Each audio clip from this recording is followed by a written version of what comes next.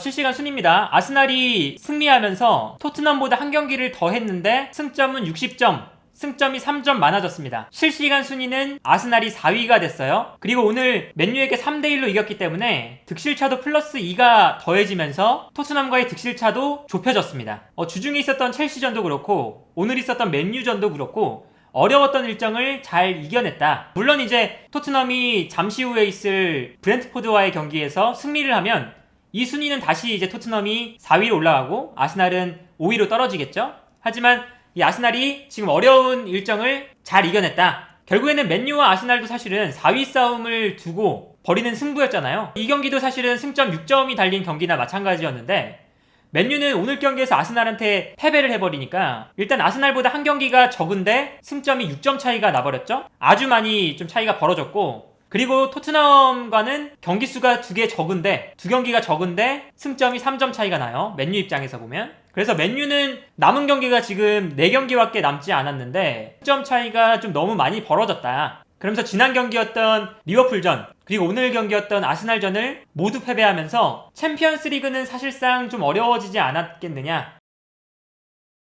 그리고 오늘 경기에서 이제 좋았던 점들, 전술적으로 좋았던 점들을 살펴보면 이 아스날 같은 경우는 이 아스날의 전술 변화가 좀 인상적이었죠. 타바레스가 왼쪽, 오른쪽에 소아레스가 나왔습니다. 지지난 경기에는 이 타바레스를 믿지 못하니까 자카를 왼쪽에 출전시키기도 했고요. 그리고 이 오른쪽에는 소아레스를 믿지 못하니까 화이트를 오른쪽으로 배치하고 홀딩을 센터백으로 배치하는 이런 전형도 나오기도 했었는데, 이번 경기는 타바레스와 소아레스를 동시에 선발로 출장시켰어요. 그러면서 오늘 가져갔던 변화는 무엇이었냐? 스미스로우가 타바레스 앞에 있었기 때문에 공격할 때 보면 이 타바레스를 아주 공격적으로 쓴 게 아스날이 오늘 경기에서 이길 수 있었던 원동력 중 하나였다. 맨유가 수비하는 상황에서 보면 중앙에 맨유의 수비 숫자가 좀 많을 때 오른쪽에는 사카, 그리고 중앙에는 스미스로우가 중앙으로 들어오면서 웨데고르와 함께 중앙의 공격 숫자를 늘려주고, 그리고 이때 타바레스가 공격적으로 올라오면서 좌우 측면을 넓게 사용을 해줬죠. 그런데 이런 장면이 사실은 그 티어니가 없을 때, 티어니가 부상으로 빠진 이후에 이러한 플레이들이 사실은 자주 안 나왔어요.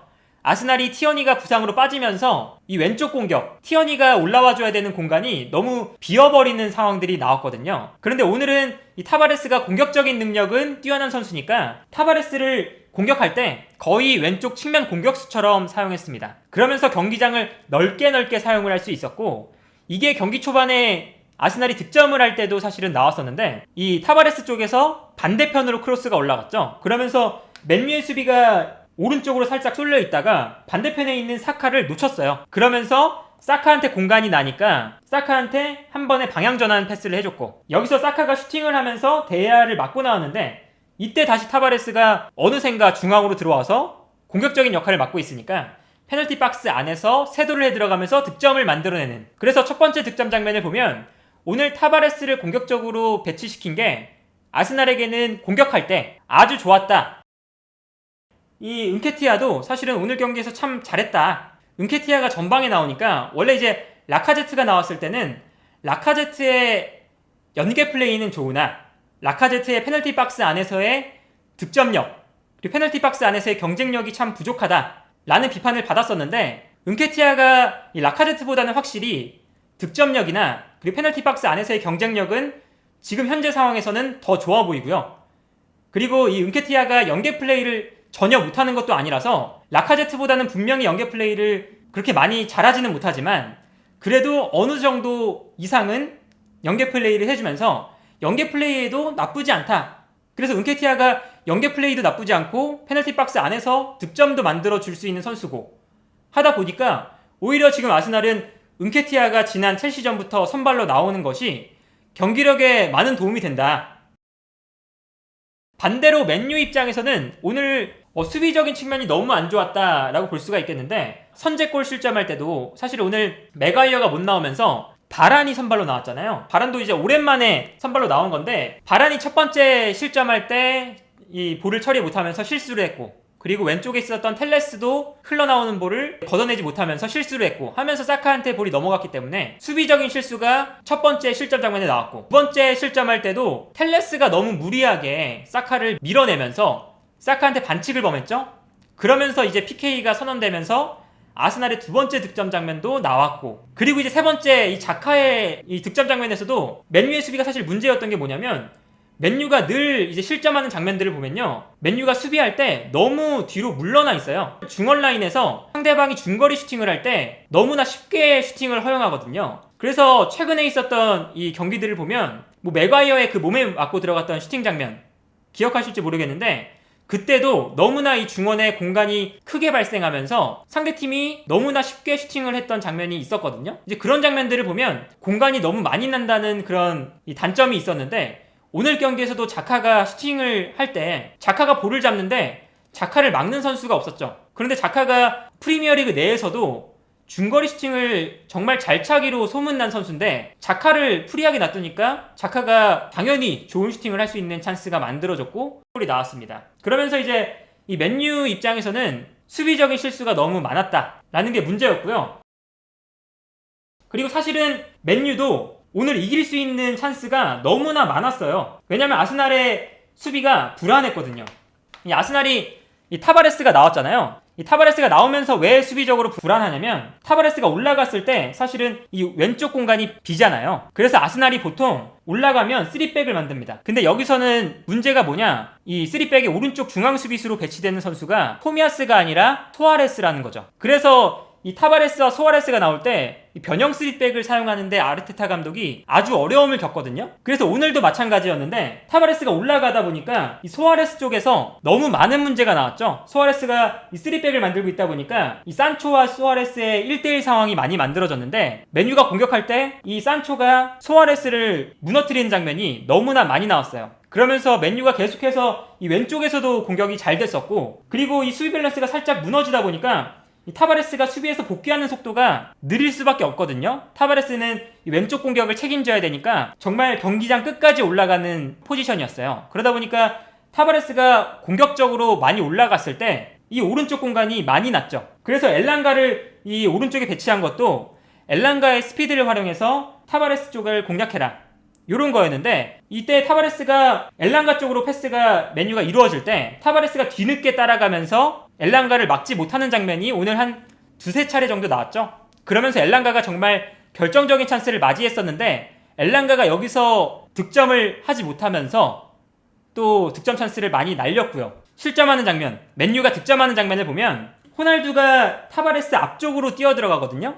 그리고 마갈량이스의 뒤쪽으로 이제 뛰어 들어갔죠. 그러면서 마갈량이스가 호날두를 보지 못하는 상황이었는데, 이때 타바레스가 호날두를 전혀 견제를 하지 못하죠. 그러면서 이제 맨유의 첫 번째 득점 장면에서도 타바레스가 사실 수비적으로 불안했고, 그리고 사실은 후반전 초반에 타바레스의 핸드볼이 또 나왔죠. 타바레스가 너무나 어설프게 팔을 쓰면서 맨유의 코너킥 상황에서 타바레스가 핸드볼 파울을 범하고, 여기서 이제 맨유의 결정적인 페널티킥 찬스가 나왔는데, 최근에 브루노 페르난데스가 너무나 부진했잖아요. 브루노 페르난데스에게 페널티킥을 처리하게 하면서 이 브루노 페르난데스의 자신감을 다시금 이제 북돋아줄 수 있는 그런 것 때문에 브루노 페르난데스를 이제 페널티킥 키커로 세웠는지 모르겠지만, 어쨌든 브루노 페르난데스를 페널티킥 키커로 세웠는데, 이 브루노 페르난데스가 그 결정적인 동점으로 갈 수 있는 페널티킥 찬스를 실축하면서 여기서 또 맨유가 따라가질 못했고, 이 브루노 페르난데스의 부진이 길어지면 맨유에게는 정말 안 좋죠. 패스로 풀어나가줄 수 있는 선수는 브루노 페르난데스 한 선수밖에 없거든요. 그런데 브루노 페르난데스의 창의적인 패스가 줄어드니까 맨유도 사실은 공격을 풀어나가는데 많은 어려움을 겪고 있어요. 이렇게 브루노 페르난데스가 오늘 경기에서도 그렇게 컨디션이 좋지 않았고, 활약도 좋지 않았고, 그리고 페널티킥을 또 실축까지 하면서 좀 많이 자신감도 내려간 것 같고, 이 본인의 컨디션 자체도 아주 안 좋은 것 같고요. 그리고 사실은 전반전에도 램스데일의 패스 미스를 끊어내서 아주 결정적인 찬스가 맨유에게 한 번 있었는데, 그 찬스를 또 브루노 페르난데스가 놓쳤죠. 마갈량이스가 태클을 정말 잘해주긴 했지만 브루노 페르난데스가 그 1대1 찬스를 놓친 것도 맨유에게 정말 치명적이었고, 뭐 이런 여러가지 복합적인 점들이 이 브루노 페르난데스가 이 맨유에서 부진하게 되면서, 이 브루노 페르난데스가 사실은 맨유의 공격을 이끌어 나가던 선수인데, 브루노 페르난데스가 부진하니까 사실 맨유도 공격을 풀어나가기가 참 어렵다. 맨유 입장에서는 이 오늘 경기가 수비적으로도 사실 불안하고, 그리고 브루노 페르난데스의 부진까지 또 겹치면서 공격적인 좀 밀어붙이는 상황에서도 결국엔 동점을 못 만들어냈고, 하면서 결국엔 맨유가 아스날에게 패배하면서 이 4위 싸움에서 아주 불리한 위치. 이 아스날 같은 경우는 뭐 사실은 이 타바레스, 소아레스 이 좌우 측면 풀백이 나왔을 때 수비적으로 참 불안하거든요. 그래서 오늘 경기도 맨유의 공격에 힘들어하는 모습들이 분명히 있었는데 그래도 이 아르테타 감독이 이 타바레스의 공격력을 살려주면서 왼쪽에는 타바레스, 오른쪽에서는 사카 이 좌우 측면을 잘 살려준 게 오늘 경기에서 승리할 수 있었던 요인 중 하나였다. 그리고 오늘 경기 막판에 토미야스가 복귀를 했죠.